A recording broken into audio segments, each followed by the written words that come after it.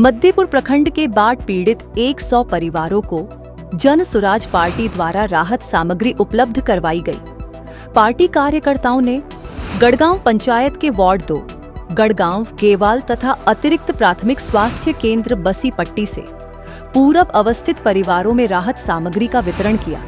वितरण की गई तत्काल राहत सामग्री की थैली में भुना हुआ चना, मुरही चूरा तथा बिस्किट था।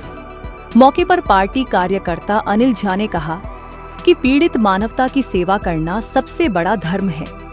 उन्होंने बताया कि नवगठित जन सुराज पार्टी के राज्य कार्यवाहक समिति सदस्य अनिता जयलेंद्र के सौजन्य से फुलपरास विधानसभा क्षेत्र में कोसी बाढ़ पीड़ित परिवारों के बीच राहत सामग्री का वितरण किया गया। उन्होंने बताया कि राहत सामग्री और परिवारों को भी उपलब्ध करवाने की तैयारी की जा रही है। राहत सामग्री वितरण में महेश कुमार, मनोज सिंह, अरुण चौपाल एवं ललन यादव ने सहयोग किया।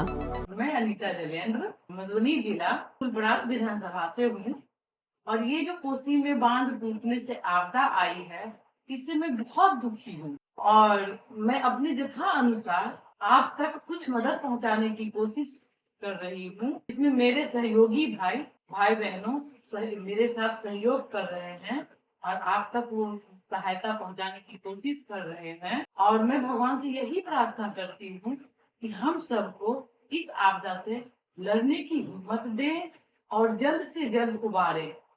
जय हिंद।